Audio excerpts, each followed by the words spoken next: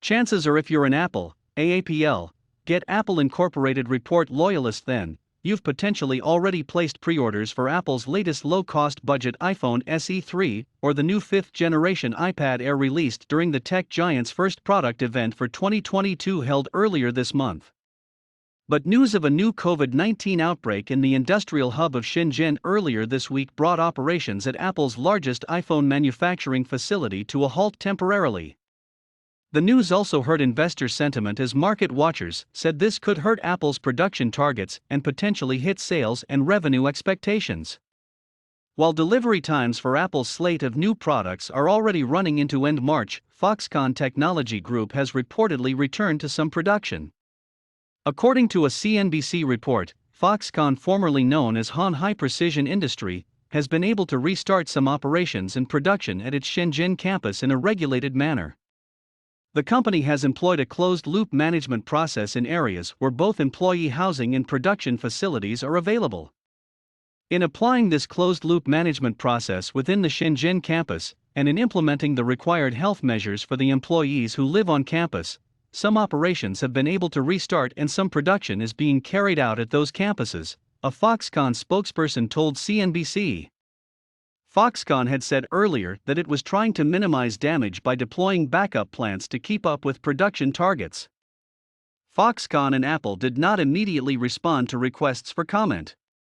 Separately, Foxconn is also said to be in talks with the Saudi Arabia government to set up a new jointly funded $9 billion manufacturing facility to reportedly make everything from microchips to electric vehicle components, the Wall Street Journal reported.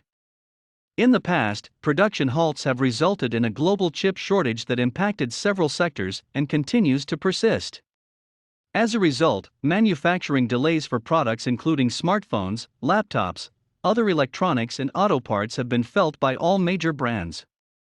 Although, last year, Apple's iPhone clocked record sales in the holiday shopping quarter despite a $6 billion-plus hit from supply chain bottlenecks. Foxconn's production facilities in Shenzhen, in southern China, are considered a core hub for iPhone production as well as for some iPads and computers.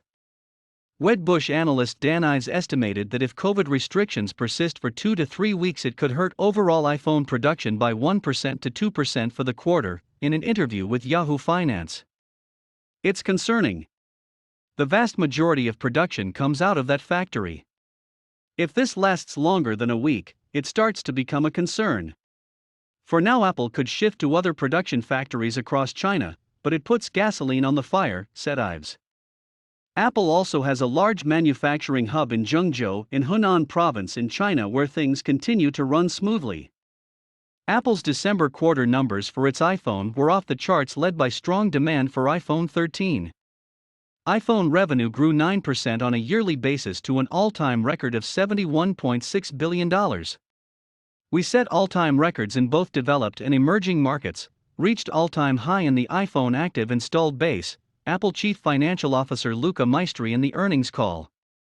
The company achieved these numbers despite facing higher supply chain constraints, caused largely due to the pandemic and then aggravated by a labor shortage, compared to the earlier September quarter. The supply chain bottlenecks also point to a broken retail and inventory system that can barely handle a regular peak season in the holidays.